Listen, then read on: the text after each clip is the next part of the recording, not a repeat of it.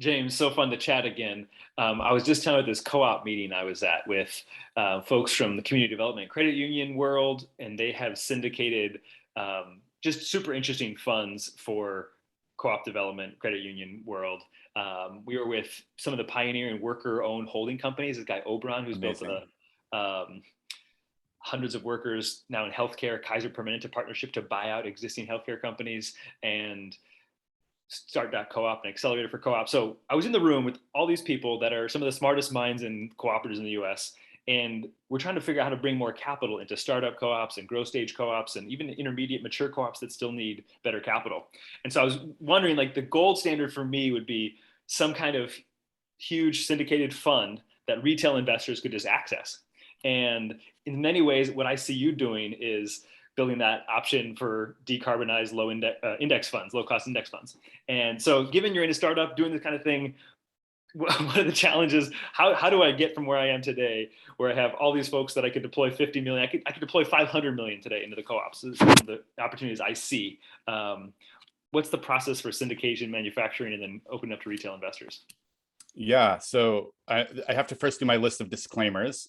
I may be an investment advisor, but I'm probably not your investment advisor if you're listening to this.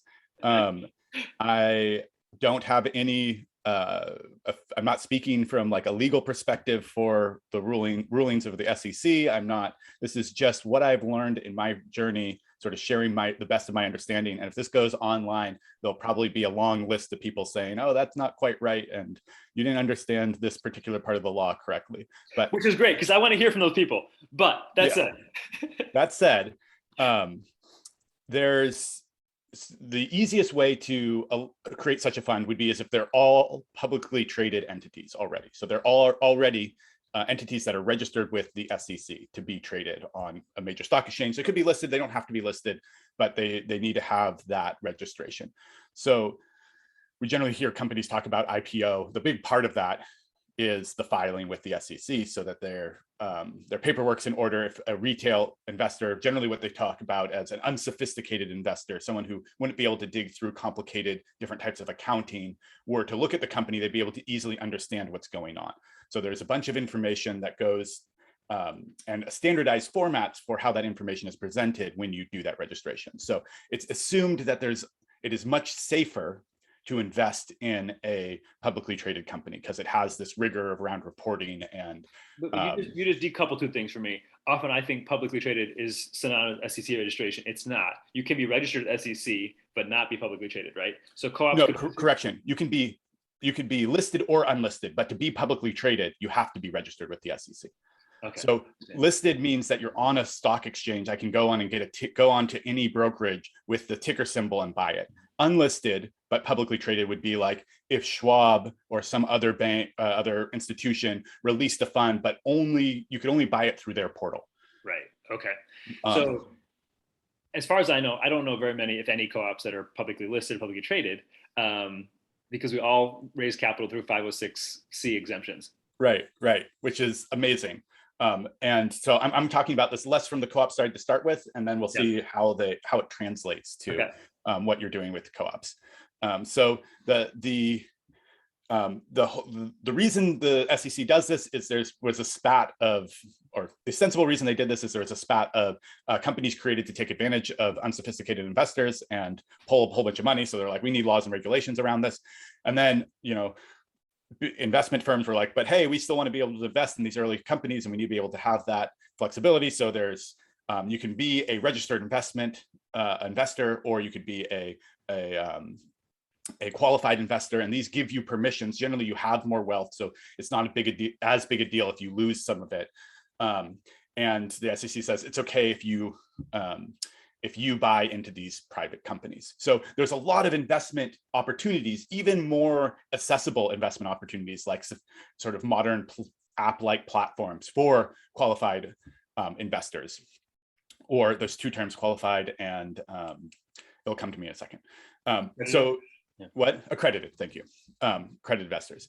And so it's easier to raise a fund. Say you wanted to raise capital for a co-op. It'd be easier to go to someone who has a lot of wealth and they could put that wealth in, or get a bunch of their wealthy friends together and syndicate and put money in. There are some exceptions, by the way, for co-ops to do this directly from their members, and there are laws regulating how you can do that. There was an exception made in, I think, 2010. I might be getting that wrong, but this is allowed what the sort of the crowdfunding regulation. Yep. It has another proper name, but I always think about it as the crowdfunding one. This is what allows you to like buy into an individual company on a crowdfunding platform and get equity as opposed to just a trinket. So this is sort of moving beyond Kickstarter, where you get a product as a result of backing it, and into you get equity as a result of backing it. I think this is dumb. I think this is the opposite. Like there's the in-between one, which is really what you want, because as a retail investor, I don't know enough about these individual companies. There's a climate versions of these, and I wanted to invest in the seaweed company that takes rotting seaweed off the beaches and turns it into like different useful products that are like carbon sequestered. And so they're paid to remove the seaweed. It prevents methane from being released, and it's making useful products. All amazing. But then I was like, I have to dig through all this paperwork. It's like a big check size to include it. And now I'm like super not diversified. I want to be in a fund of these kinds of funds where it's like, there's a seaweed company and this other plastic company, like direct air capture and regenerative agriculture. So I want to be exposed to a bunch of different things. I want those stories, but I don't want to have to go through and do the due diligence. And these platforms encourage you not to do the due diligence. So really what I want is a VC fund. But VC funds are not accessible at all to individuals.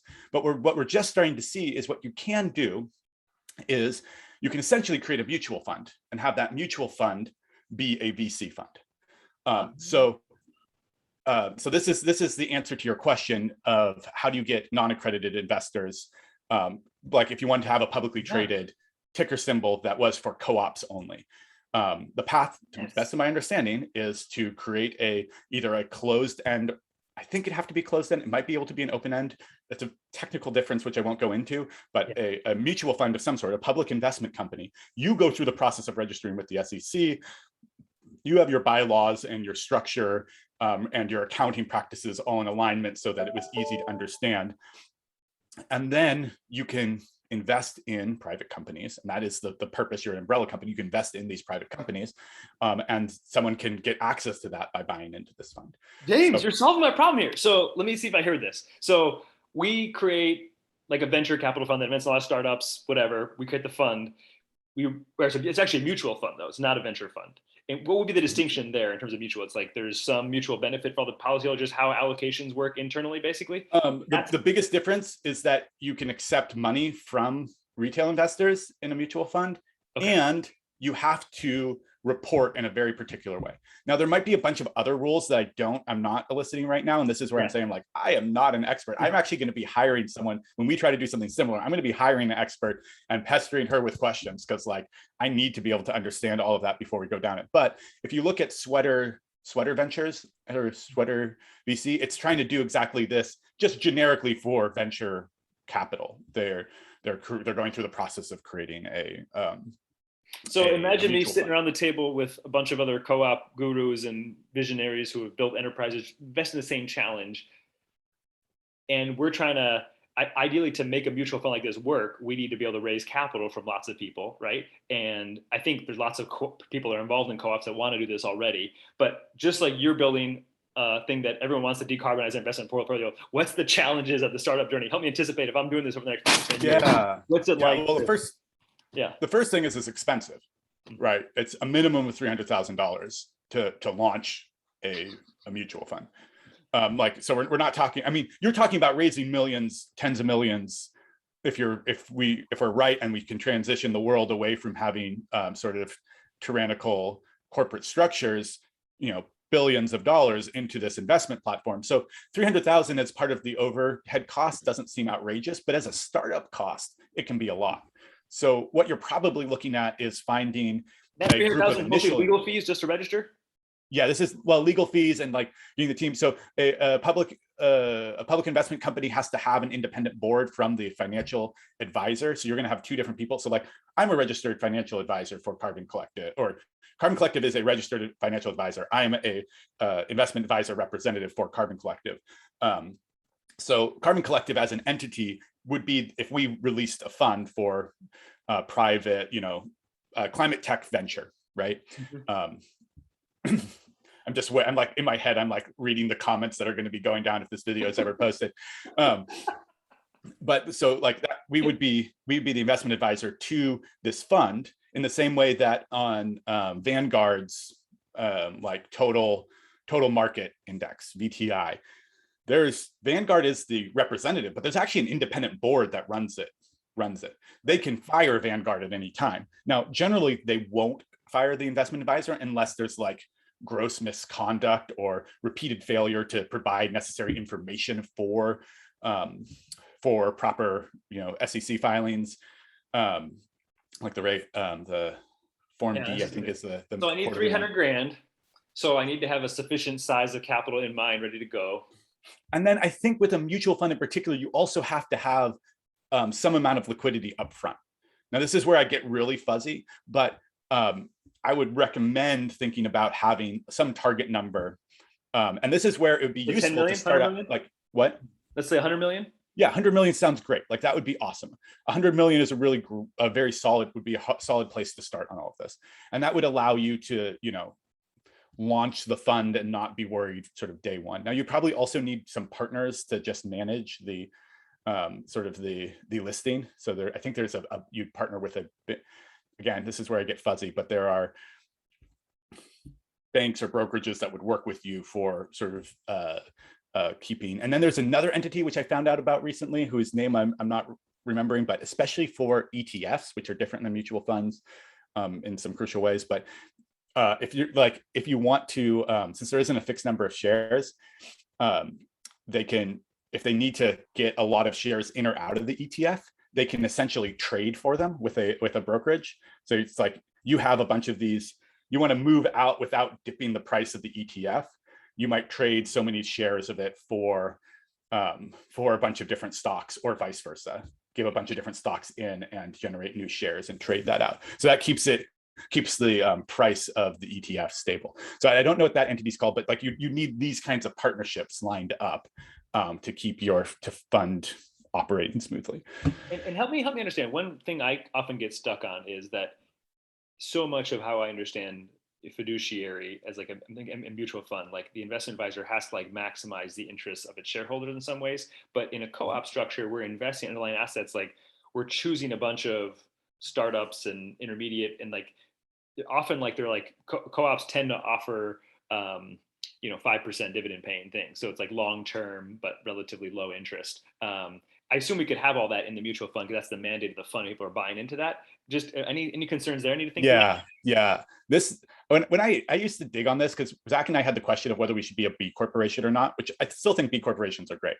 But I was talking to one of our investors and dear friends, and he was like, James, you know that is essentially what he said was that it's the fiduciary responsibility of a company being to maximize shareholder gain is a bit of a myth. And I think it's a myth because it is the default morality that we assign to companies in the absence of anything else. It's one that collectively works for economists. It makes sense to most shareholders, and it's been held up in court. So it has some weight to it, but there's nothing in law, and there's a lot of precedent for a company writing other values into what they're doing. So you don't have to be a B corporation to write into your company's policies that you are not always going to maximize shareholder value. Now, as your mutual fund, you'd write this into your offering docs. Yeah. So you make it very clear to people when they read your prospectus that this is what you are optimizing for. But if you wrote those into your laws, then in a court of law, to my understanding, again, not a lawyer, but to my understanding, it would be a defensible position to say, we wrote this in, we made this information available, and we were adhering to the rules that we stated.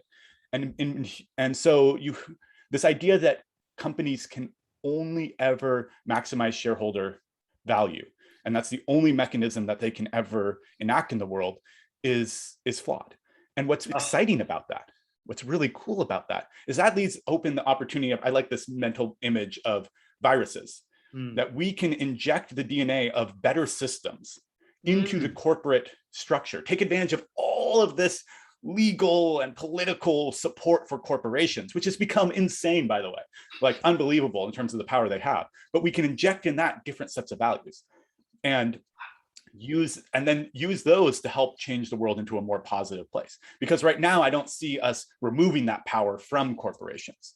So I'm excited by the opportunity of funds and companies that are looking at the ability to not just take the default, like literally take the documents off of the back burner legal man, Zoom, I am yeah. messing this up, Yeah. but off whatever website you Yeah. can, and copy those exactly because everyone else has used them, and then just recreate the world around them. But to think deeply about what their bylaws should be, so that it is that they are holding themselves and all future employees to a vision of a company in a world that is more positive, more human-centric, or alignment with the goals of No, in a cooperative future. No, thank yeah. you so much, James. It's so helpful to have somebody who's so entrenched in all these complex issues of finance and trying to make it easier for us to I think mired is the right mired. word. Yeah, not entrenched. Sorry, mired in the complexity as you try to enable more people like us trying to get our assets out of this extractive economy, harmful to the environment. So, thanks you, James, for We talking. are So grateful. 100%. I love talking to you, Felipe. Bye.